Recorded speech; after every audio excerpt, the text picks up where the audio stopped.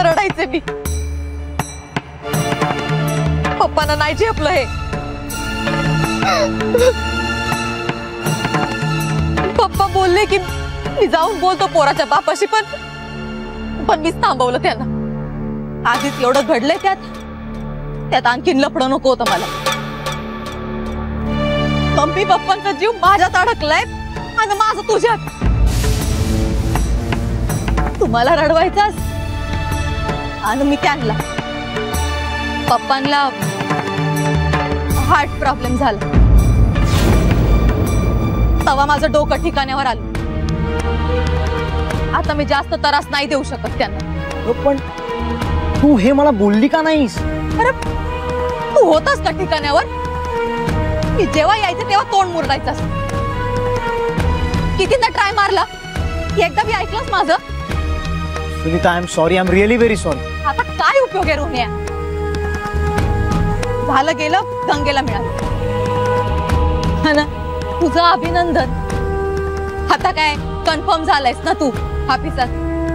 सुनीता, कुठे जाणार आहेस तू आणि काय करणार आहेस? आता तर चांगली पोरगी बी मिळेल तुला. तुझी लाईफ ना एकदम सेटल झाली बघ. मला बरं वाटतंय बरं का. खरंच गरज आहे का हे सगळं करण्याची?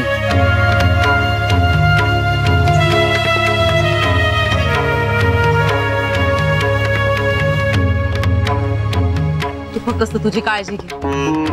तुला सांगावंसं पण नाही वाटलं मला. तू महिन्याभरापूर्वी राजीनामा दिलास. आज सेंड ऑफ झाला म्हणून मला कळलं. न सांगताच जाणार होतीस. अरे सांगायला तू होतास का? बोलत होतास तू माझ्याशी? मी आले का तोंड फिरवायचं? तरी पण सांगायला होतीस. बाबांचं तरी सांगायचंच ना यार. जाऊन दे ना यार रोन्या, जाऊन दे.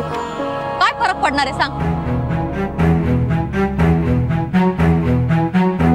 ते समजून सोड. तू स्वतःची काळजी घे. आणि आता मी नाहीये ना तर थोबाड सरळ ठेवत जा. कायम 12 वाजलेला असायचे. काही चुकलं माकलं असेल तर मनात ठेवू नकोस.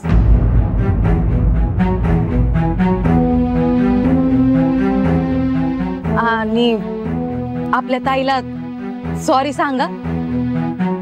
आमंत्रण नसताना वाढदिवसाला आले. चुकीच झाली. तुला बी काही कमी जास्त बोलले असेल तर माफ कर. आणि हो, तुझ्या आईला बी सांग. खुश होतील त्या. तुझ्या मागची पिढा गेली असं वाटेल त्यांना.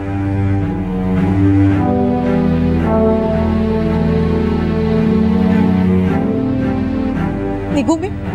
सुनीता, नाही नको. आता नको रोन्या. जाऊन दे मला.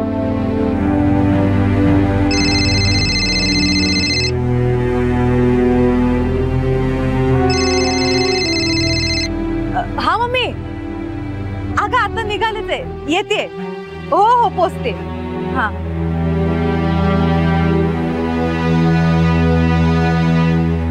चल. आपल्या नशिबात एवढीच वलक होती. पुढच्या जन्मी हातावर जरा येग्या रेषा करून येऊ. येऊ मी?